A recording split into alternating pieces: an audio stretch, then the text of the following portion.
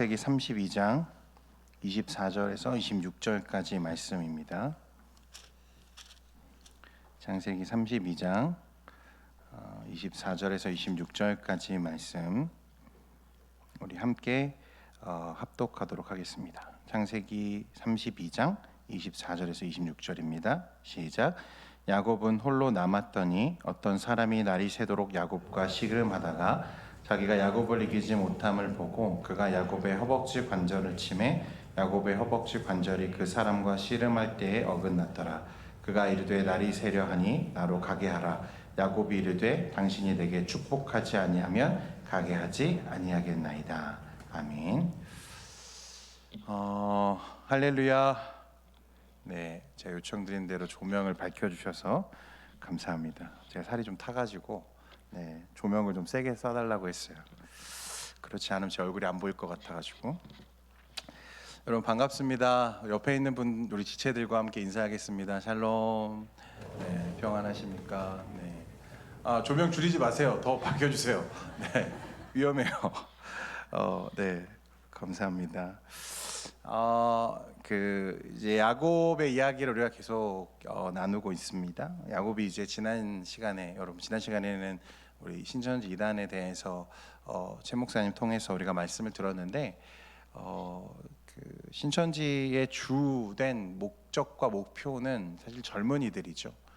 제일 긴장하고 제일 사실은 깨어 있어야 하는 사람이 여러분들입니다. 그들이 제일 원하는 사람들이 우리 청년들이거든요. 그래서 제가 따로 요청을 드렸어요. 목사님 그 강의를 우리 청년부에 와서도 조금 해주십시오라고 요청을 드렸고 얘기를 나눠보니까 우리 리더들과도 끝나고 얘기를 나눠보니까 굉장히 그런 경험들이 많이 있더라고요. 주변에서 혹은 내가 그런 이단들과 접촉했거나 접촉했던 경험들이 주변에 상당히 많이 있더라고요. 그래서 여러분들 늘 깨어서 기도하고 우리가 분별할 수 있는 지혜가 있기를 바랍니다. 이제 또 야곱의 이야기로 조금 돌아와서요. 이제 야곱이 라반을 드디어 떠났습니다. 20년 동안 자기 두 아내를 위해 14년을 일했고 자기의 그 재물, 자기의 어떤 소유를 위해서 남은 6년을 채우고 20년이 지나서 이제 라반을 떠났죠. 중간에 이 떠나는 과정에 우리가 보지는 않았습니다만 라헬이 가져오지 말아야 할 이 라반의 가족신 드라빔을 훔쳐 나오는 바람에 라반이 급하게 야곱을 쫓아오는 이 곤란한 상황이 발생하죠.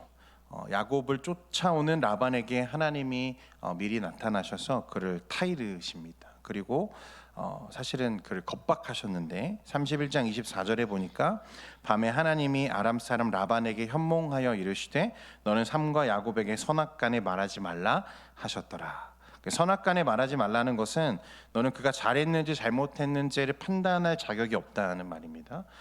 그의 죄는 오직 하나님만이 판단하실 수 있고 정죄하실 수 있다는 말이죠. 이건 하나님의 공의와 그 성품에 관련된 이야기인데 기회가 된다면 제가 다음에 한번 다룰 수 있기를 바라요. 깊은 주제가 되거든요. 어쨌든 라반은 야곱을 쫓아와서 이제 7일을 달려와서 3일을 먼저 이제 야곱이 출발했으니까 10일이 걸려서 이제 야곱을 만났죠.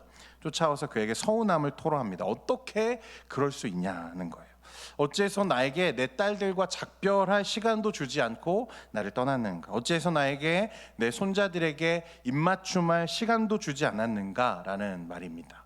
맞는 말이죠. 어떤 면에서 보면 야곱이 너무했다라는 생각이 듭니다. 그래도 작별은 할 수 있는 것 아닌가, 그런 기회를 줘야 되는 것 아닌가. 라반의 입장 생각해 보면 딸들과 인사조차 하지 못하고 이별 인사조차 하지 못하고 헤어지는 라반의 입장을 생각해 보면 그렇다 볼 수 있을 것 같아요. 하지만 우리가 이제는 라반이 어떤 사람인지를 알죠.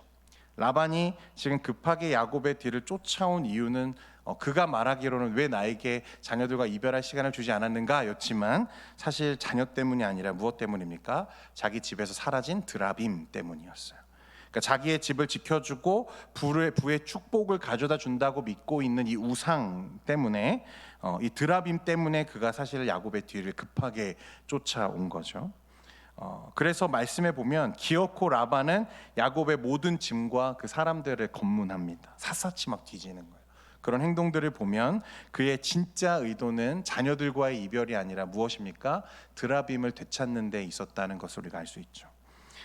여러분, 우리가 살다 보면 그런 일들을 종종 만나는데 100%의 거짓말보다 더 무섭고 더 잔인하게 사람을 죽이는 건 뭐냐면 90%의 진실에 10%의 거짓을 섞는 거예요.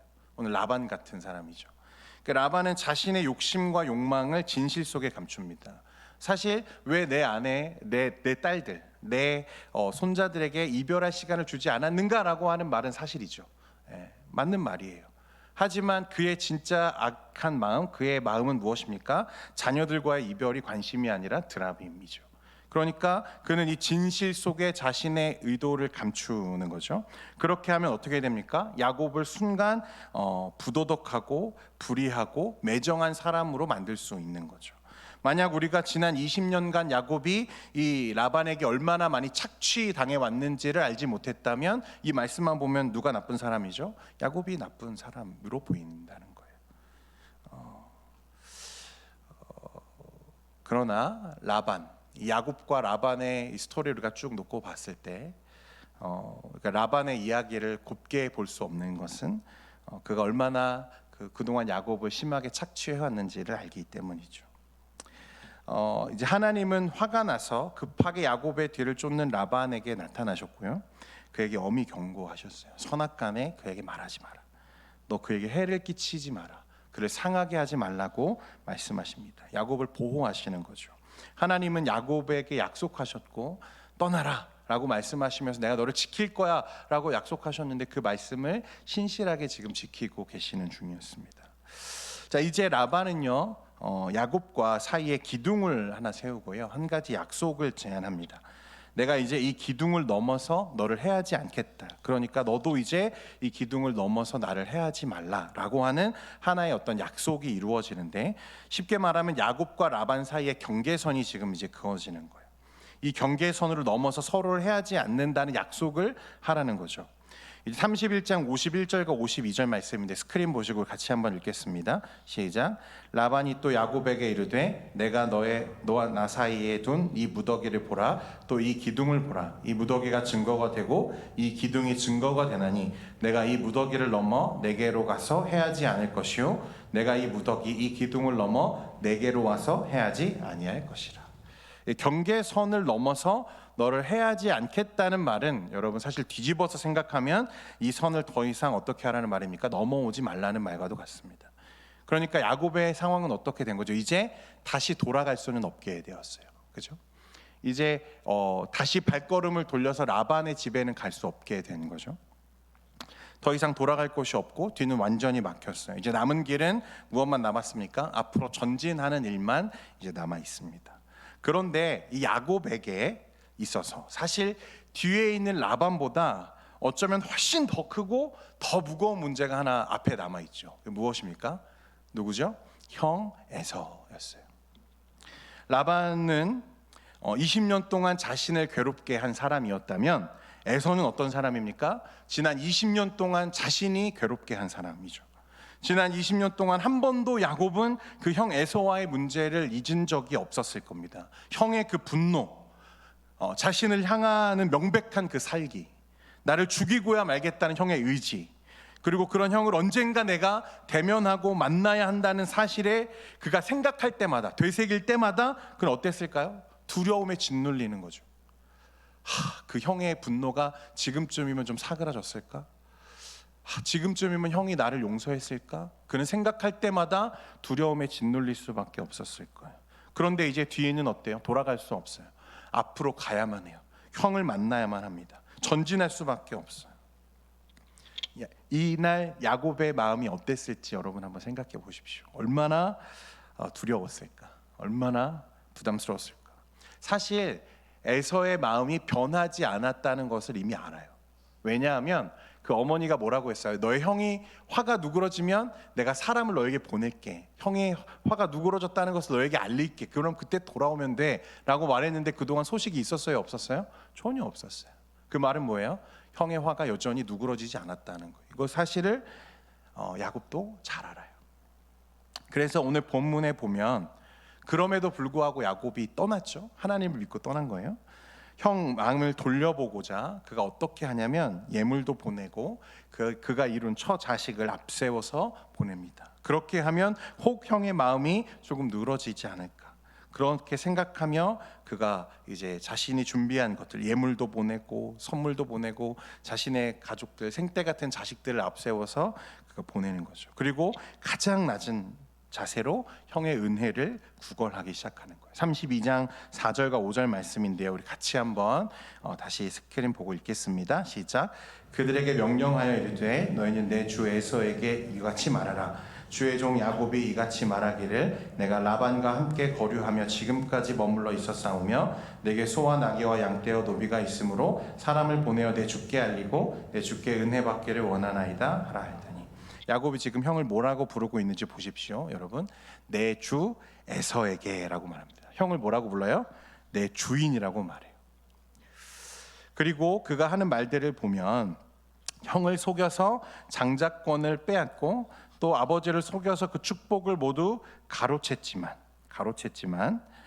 하지만 그가 장자권을 빼앗기는 했지만 아버지를 속여서 축복을 받기는 했지만 정작 야곱이 그 장자권으로 인해서 그가 받은 축복으로 인해서 무엇 하나 편하게 누린 것이 있어요, 없어요? 사실 전혀 없어요. 지금 야곱은 형 에서에게 나는 형의 종에 불과합니다 라고 말함으로써 내가 형의 장자권을 빼앗았고 아버지의 축복을 강탈했지만 그로 인해서 사실 내가 누린 건 전혀 없어요 라는 사실을 은근히 지금 내비치는 거예요. 내가 형의 장자권을 빼앗았고 아버지의 축복을 가로챈 것은 사실이지만 내가 그걸로 인해서 잘 살지 못했어요 라고 지금 형을 설득하는 거예요. 내 주 에서에게, 그 마음이 그에게 담겨 있는 거죠. 그리고 그는 내 주께 알리고 내 주께 은혜 받기를 원한다고 말하는데 좀 비굴해 보일 정도로 아부죠. 아부하려는 마음이 전혀 감춰지지 않습니다. 맞아요, 아부해요. 형을 높여요. 형의 은혜 아니면 내가 살 수 없습니다 라고 말하고 있죠. 하지만 그는 진심으로 지금 형의 용서와 은혜를 구해요. 아부일지언정 그는 정직하게 그 허리를 굽혀서 형에게 은혜를 구하기로 결정합니다. 여러분, 위기를 극복하기 위해서 그가 택한 이 정직한 사과와 인정, 여러분들도 경험이 있으신지 모르겠지만 여러분, 이거 쉬운 일이 아닙니다. 내 잘못을 온전하게 인정하고 상대방에게 머리를 숙여 사과하는 것, 여러분 결코 쉬운 일이 아니라는 거예요. 우리는 어떻습니까? 본능적으로 사람들에게는 자신을 방어하고 싶은 욕망들, 욕구들이 있죠. 그래서 뭔가 내가 잘못했더라도 내가 그것을 인정하는 척하지만 어떻습니까? 나를 방어하는 게 우선이죠. 그래서 변명과 핑계를 대기도 하고 또는 누구의 탓을 하기도 하고. 그래서 야곱이 만약 오늘 이 에서에게 내가 그날 형의 축복을 가로챈 것은 사실 어머니 때문이었어요 라고 말한다면, 아버지가 나에게 그렇게 나를 멸시하고 나를 미워했기 때문에 내가 그렇게 한 거예요 라고 말하지 않았다는 거예요. 상대가 원하는 건 진심과 진정성이 담긴 사과 한마디일 때가 많은데 우리는 그걸 못할 때가 너무나 많죠.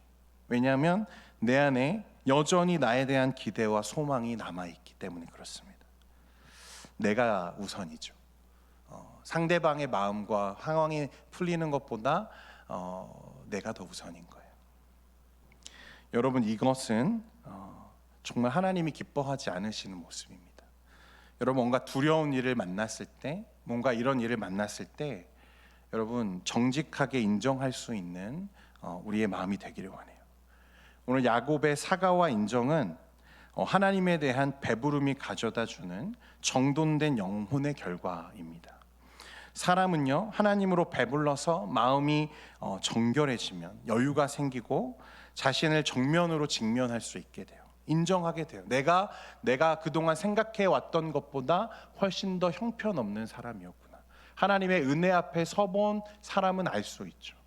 내가 생각한 것보다, 내가 기대했던 것보다 내가 훨씬 더 나쁜 사람이구나, 내 안에 훨씬 더 더러운 악이 있구나 라고 하는 것을 인정하고 나면 상대방에게 진심으로 사과할 수 있는 마음이 생기는 거죠. 두려움은 피한다고 여러분 극복되는 것이 아닙니다.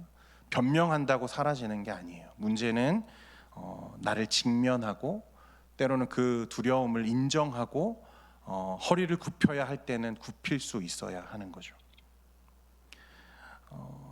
내 모습 이대로 받아들이는 힘이 여러분 생겨야 돼요. 그리고 하나님으로 충분히 배부르고 그 은혜 안에서 발견되는 인생들이 할 수 있는 모습이죠. 그런데 이런 야곱의 노력과 또 사과가 무색할 정도로 그 소식을 전하고 돌아온 야곱의 종이 그에게 전한 말은 정말 청천벽력과도 같은 말이었습니다. 6절 말씀인데 같이 보겠습니다. 시작. 사자들이 야곱에게 돌아와 이르되 우리가 주인의 형 에서에게 이른즉 그가 400명을 거느리고 주인을 만나려고 오더이다. 자, 여러분 동생을 만나러 가는데 굳이 몇 명을 끌고 온다고요? 지금 400명의 사람을 끌고 온대요. 이유가 무엇이겠습니까? 축하해 주려고 그럴까요? 행가리 쳐주려고 그랬을까요? 아닙니다. 분명히 출발하는 에서의 마음은 때가 왔구나, 드디어 이놈이 오는구나 였을 거예요.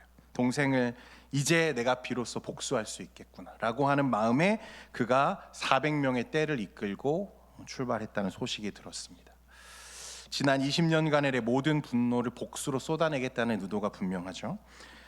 야곱은 그야말로 이제 정말 뒤로도 갈 수 없고 앞으로는 더더욱 갈 수 없는 그런 위기를 만납니다. 야곱은 그날 잠을 이루지 못했어요. 그가 밤잠을 이루지 못했다는 건 라반의 집을 떠나왔던 떠남의 동기와 하나님의 이끄심과는 별개로 지금 그 형 에서의 두려움에 삼켜지고 압도당하는 중이었다는 말입니다. 그래서 이제 야곱의 마음이 막 요동치기 시작해서 어떡하지? 이거 어떻게 해야 되지? 형이 온다는데 어떻게 해야 되지? 그 애끓는 마음으로 그가 어떤 행동을 하냐면 7절과 8절 말씀 여러분 한번 보십시오. 야곱이 심히 두렵고 답답하여 자기와 함께한 동행자와 양과 소와 낙타를 두 떼로 나누고 이르되 에서가 와서 한 떼를 치면 남은 한 떼는 어떻게 하리라? 피하리라 하고. 무슨 생각하고 있는 거예요? 도망칠 생각하고 있는 거예요. 자신이 거느린 무리를 두 떼로 나누고요, 간격을 떨어뜨렸어요. 만약에 에서가 와서 앞에 있는 한 떼를 치면 내가 여지없이 도망가야지 라고 지금 생각하고 있는 거죠. 계산을 해요. 살궁리를 합니다. 그런데 여러분, 야곱이 지금 길을 왜 나섰어요? 형과의 문제가 해결됐다는 확신 때문에 떠났습니까? 아니었죠. 무엇 때문에 떠났습니까? 하나님의 약속 때문에 떠났잖아요.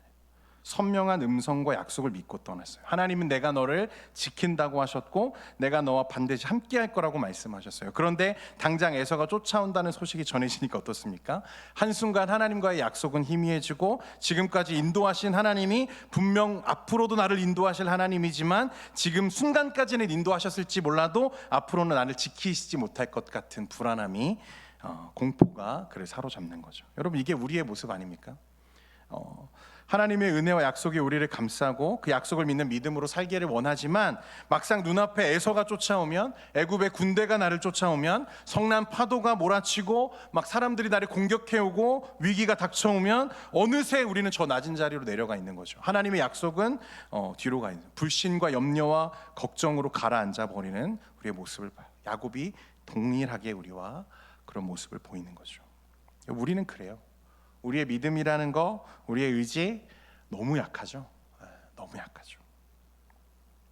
그런데 여러분, 우리가 걱정하지 말 것은 우리는 약하지만 우리의 의지는 너무나 나약해서 바람 앞에 촛불처럼 흔들리는 게 우리의 믿음이지만, 그래서 그런 우리를 위해 하나님이 우리에게 어떤 은혜를 주시는가? 여러분, 그건 기억이라는 은혜입니다. 기억. 어떤 기억이죠, 여러분? 약속에 대한 기억.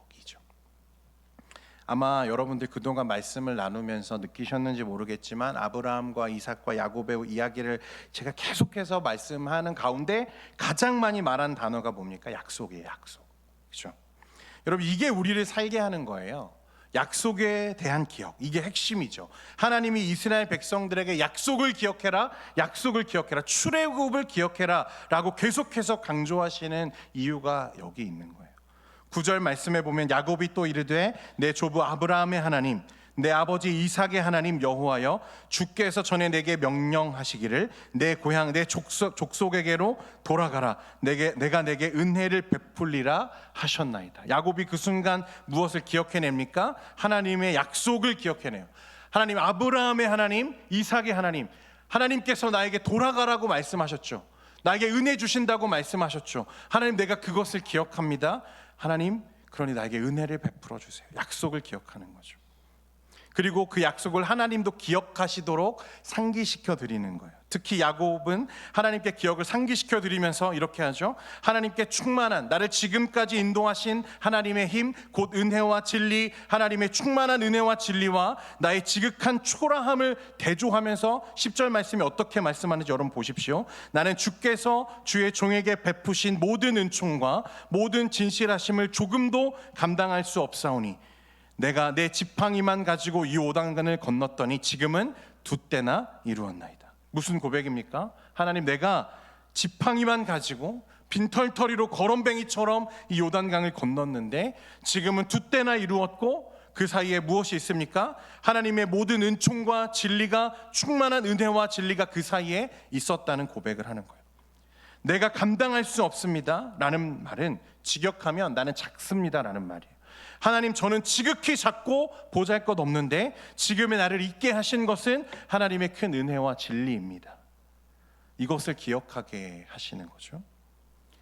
여러분, 우리의 은혜는 어디서 발생하는가 하면요, 그건 나의 초라함, 나의 작음, 나의 연약함과 우리 하나님의 크심과 부요함의 격차를 인식할 때 발생하는 거예요. 내가 대단한 줄 알면 여러분 결코 은혜는 없어요. 내가 뭐라도 된 줄 아는 사람은 절대 은혜를 알지 못합니다. 반대로 하나님의 크심을 바르게 알지 못해도 은혜는 없는 거죠. 하나님의 크심과 나의 어떠함이 적나라하게 마주할 때 우리는 비로소 은혜를 깨닫고 고백하게 되는 거예요. 하나님이 하셨습니다. 지금까지 하나님이 나를 지키셨어요. 야곱은 이제 하나님의 충만한 은혜와 진리가 나를 비춘다는 것을 인식하기 시작합니다. 그리고 내 스스로가 얼마나 작고 초라한지를 이제 고백하게 되죠.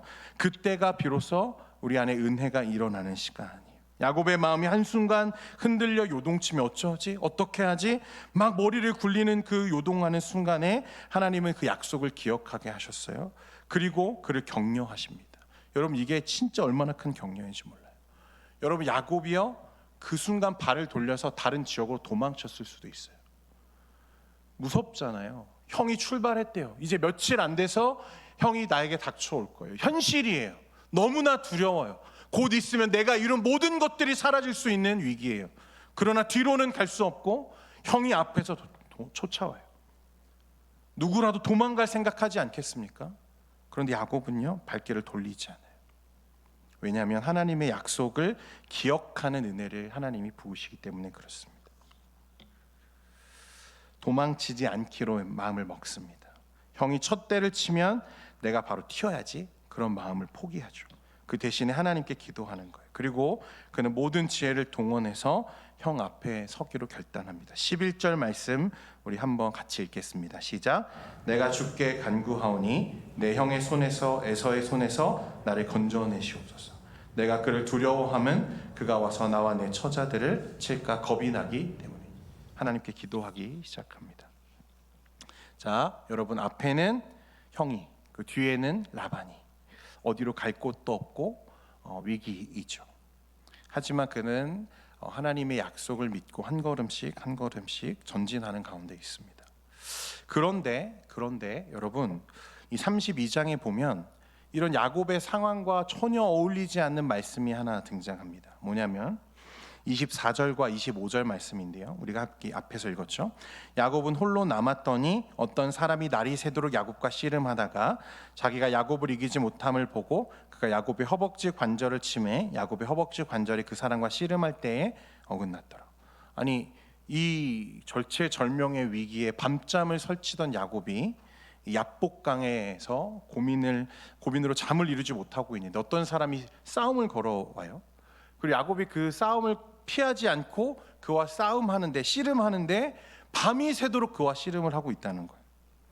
그가 이제 날이 새니까 이제 나를 좀 가게 해라, 내가 좀 가야겠다 라고 말하자 야곱이 뭐라고 말하냐면 내게 축복하지 아니하면 가게 하지 아니하겠나이다, 이렇게 말해요.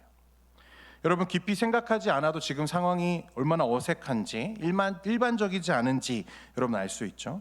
분명 그 고민과 갈등이 이루 말할 수 없는 상황일 텐데, 낯선 사람과 밤을 새도록 씨름을 하고 그 사람에게 나를 축복하지 않으면 내가 당신을 보낼 수 없다라고 붙잡고, 바짓가랑이를 붙잡고 늘어지는 야곱의 모습이 우리 이해가 안 되죠. 납득하기 어려운 거예요.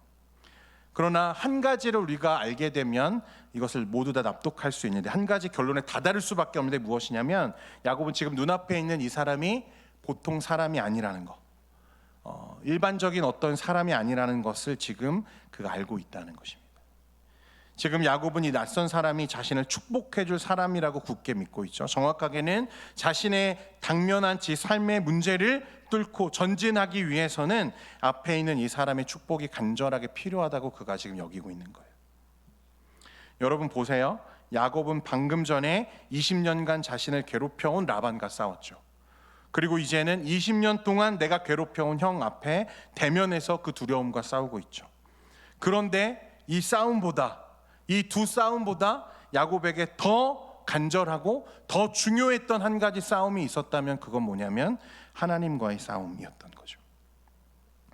그건 우리들의 모든 싸움이 항상 하나님과의 싸움이 그 모든 것보다 우선이라는 것을 우리에게 가르쳐주는 대목이라고 우리가 생각합니다. 야곱은 지금 하나님과 씨름하는 중이에요. 자기 삶의 모든 문제를 내어 맡기고 그를 붙잡고 늘어집니다. 나에게 당신이 축복하지 않으시면 내가 결코 당신을 보낼 수 없습니다. 고대 사회에서 여러분 누군가를 축복한다는 것은 힘을 넘겨준다는 뜻이었어요. 야곱이 이 순간 나를 축복해 달라고 말하는 것은, 나를 축복하기 전에는 보낼 수 없다는 것은 하나님의 힘만이 내가 지금 살 유일한 길입니다라는 것을 말하는 것입니다. 사실 지금 눈앞에 놓여있는 문제, 형 에서와의 화해를 이룰 수 있는가, 진정 형으로부터 용서받을 수 있는가 하는 문제보다 더 큰 문제가 야곱에게는 하나 있는 거죠. 그건 뭐냐면 야곱이 이스라엘이 되는 일이었어요.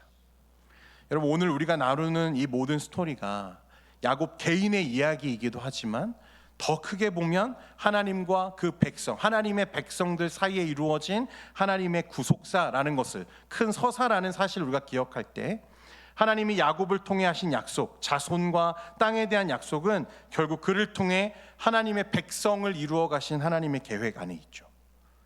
여러분 20년 동안 뼈 빠지게 일해서 더 이상 평생 일하지 않아도 될 만큼 부자가 되는 일은 작은 일이 아닙니다. 중요한 일이에요. 너무 중요하죠. 그리고 형 에서와 극적으로 화해를 이룸으로 그 가정에 다시 평화가 찾아오는 해피엔딩, 이것도 너무나 중요한 일이죠. 그러나 여러분 하나님은 이 두 문제보다 더 중요하고 더 시급한 문제가 하나 있다고 말씀하시는 거예요. 하나님을 만나는 문제였습니다. 형과 화해한다고 해서 그가 큰 부자가 된다고 해서 그것이 야곱이 이스라엘이 되는 것은 아니죠.